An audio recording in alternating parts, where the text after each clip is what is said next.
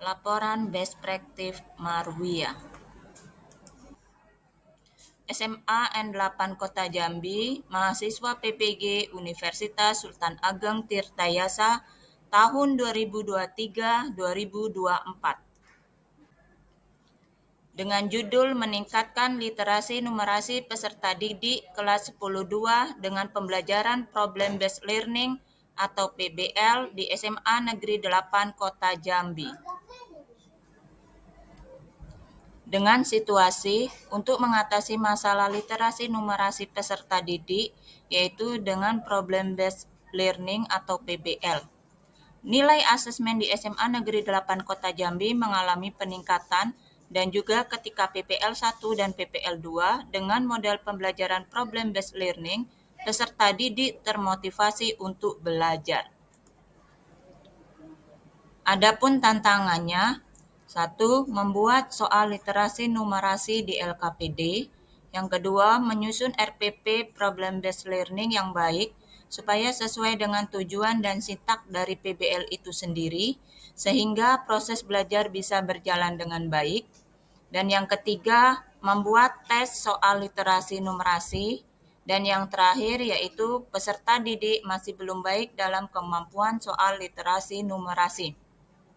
Adapun yang terlibat selama proses PPL berlangsung adalah peserta didik SMA N8 Kota Jambi, yaitu kelas 10-2, kemudian guru atau teman sejawat yang membantu selama PPL 1 dan PPL 2, di mana memvideo, merekam, dan membantu peralatan sebelum dimulainya pembelajaran. Dan yang terakhir adalah kepala sekolah.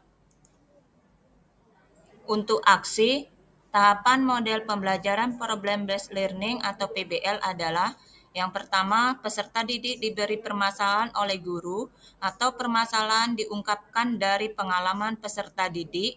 Yang kedua, mengorganisasikan peserta didik, di mana peserta didik dikelompokkan menjadi kelompok-kelompok kecil yang heterogen. Yang ketiga, membimbing penyelidikan individu dan kelompok, yang mana guru sebagai fasilitator dan memberikan scaffolding kepada peserta didik. Yang keempat, mengembangkan dan menyajikan hasil karya, di mana peserta didik mempresentasikan hasil diskusinya.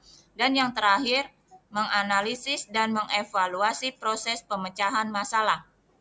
Adapun yang terlibat selama proses PPL berlangsung adalah yang pertama adalah peserta didik SMA N8 Kota Jambi, yaitu kelas 10-2.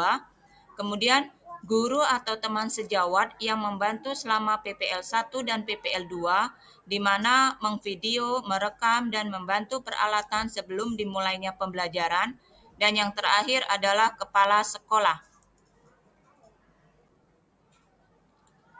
Hasil refleksi dan dampak berdasarkan hasil PPL 1 dan PPL 2 dengan menggunakan model Problem Based Learning atau PBL mengalami peningkatan, di mana pada PPL 1 nilai tertinggi 90 menjadi 95 di PPL yang kedua, dan nilai yang tidak tuntas di PPL 1 ada 8 menjadi 3 di PPL yang kedua.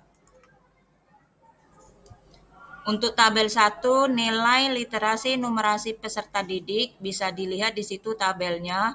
Untuk keterangan nilai rata-rata pada PPL 1 itu ada 75 dan PPL yang kedua 78. Untuk tuntasnya PPL 1 29 dan PPL yang kedua 33. Tidak tuntas PPL 1 ada 8, PPL yang kedua ada 3. Sedangkan nilai tertinggi pada PPL 1 90, pada PPL yang kedua adalah 95. Untuk nilai terendah pada PPL 1 ada 60, sedangkan PPL yang kedua ada 65. Nah, untuk nilai presentasi besar dari 75 itu pada PPL 1 itu ada 75,68%, sedangkan pada PPL yang kedua itu 89,19%. Nah, untuk nilai di bawah dari 75, PPL 1 itu ada 21,62%, untuk PPL yang kedua 1,11%. Untuk grafik 1 literasi numerasi bisa dilihat di situ dari PPL 1 ke PPL yang kedua itu mengalami peningkatan. Untuk foto aksi nyata bisa dilihat di sini. Ini selama proses pembelajaran, yaitu dengan model pembelajaran PBL atau Problem Based Learning. Untuk kesimpulan, berdasarkan hasil dan pembahasan, maka dapat disimpulkan bahwa rendahnya literasi numerasi peserta didik dapat diatasi dengan model pembelajaran Problem-Based Learning atau PBL dikarenakan satu, peserta didik dilibatkan pada kegiatan belajar sehingga pengetahuannya benar-benar diserap dengan baik. Yang kedua, peserta didik dilatih untuk dapat bekerja sama dengan peserta didik lain. Tiga, peserta didik dapat memperoleh pemecahan masalah dari berbagai sumber. 4. Peserta didik didorong untuk memiliki kemampuan memecahkan masalah dalam situasi nyata. Yang kelima, peserta didik memiliki kemampuan membangun pengetahuannya sendiri melalui aktivitas belajar.